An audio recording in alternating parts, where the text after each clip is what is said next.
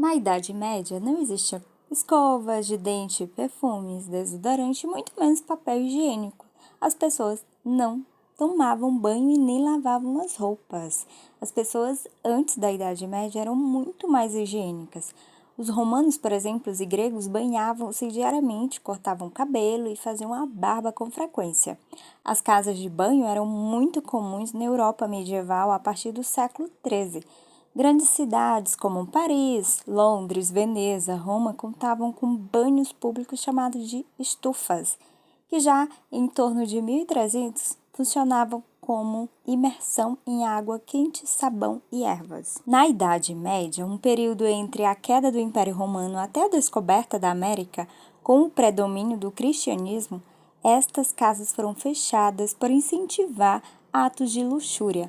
Padres e médicos espalharam a crença em toda a população de que a água, especialmente quente, fazia enfraquecer os músculos e reduzia as habilidades motoras, gerando doenças. Ruim para os olhos, os dentes, o rosto e poderia fazê-los mais vulneráveis ao frio. Também passou a ser difundido que a sujeira era benéfica à saúde, teoria aprovada pela comunidade médica, que acreditava que a água abria os poros e deixava os indivíduos vulneráveis a doenças. Além de tudo isto, o clima frio, a falta de saneamento básico e a quase inexistência de água encanada fazia com que a população vivesse em meio à sujeira e animais peçonhentos. Essas condições de falta de higiene também foi uma das causadoras da pandemia da peste bubônica ou peste negra da época, como ficou conhecida.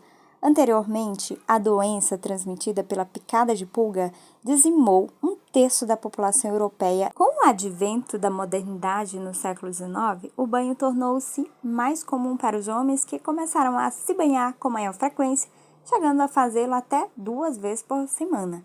Mulheres ainda estavam um pouco receosas, não tomavam banho com tanta frequência, não lavavam as partes íntimas, especialmente porque elas acreditavam que isso poderia torná-las inférteis. Antes considerado um castigo de Deus, a peste bubônica trouxe o conceito de higiene pessoal ao mundo e, a passos lentos, mudou hábitos até formar as pessoas limpas e cheirosas que conhecemos hoje em dia. A rainha Isabel de Castila, por exemplo, no século XV, se vangloriava de ter se banhado só 2 vezes em sua vida. Pois é, uma em seu nascimento e outra um dia antes do seu casamento, o que era uma tradição palaciana. Assim, a classe alta fedia tanto quanto a classe baixa. As cidades, por exemplo, da época, o sistema de esgoto ainda não existiam. Portanto, as cidades medievais eram verdadeiros depósitos de lixo e excremento. Exemplo disso é grandes metrópoles como Londres e Paris. Podiam ser consideradas naquela época como alguns dos lugares mais sujos do mundo. O cheiro das ruas eram terríveis, mas os edifícios públicos e casas não eram melhores, especialmente se as pessoas se reunissem em massa. Nas igrejas eram queimados incensos para reduzir o mau cheiro. Levou vários séculos até as pessoas aceitarem que o banho era necessário. Naquela época, banhar-se uma vez no ano em uma banheira de água quente se tornou algo popular. Até mesmo Luís XIV fugia do banho, se lavando apenas quando o médico recomendava.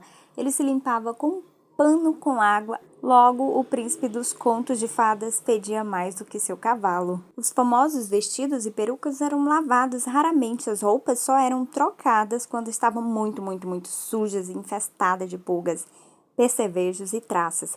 Eram feitas de linho que absorvia a oleosidade junto com a transpiração, deixando o corpo purificado.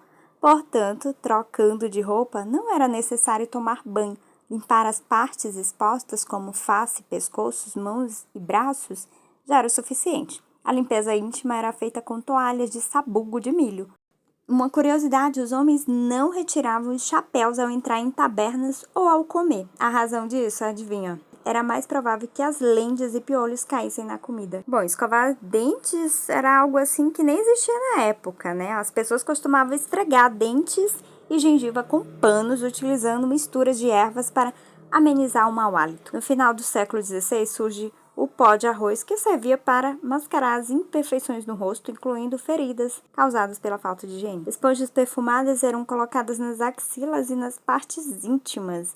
e pasta de ervas eram aplicadas sobre a pele para mascarar o mau cheiro. Bom, e se você chegou até aqui e gostou da história, deixa seu like aí, um beijo grande no coração. Espero ter aprendido muito aí sobre a Idade Média.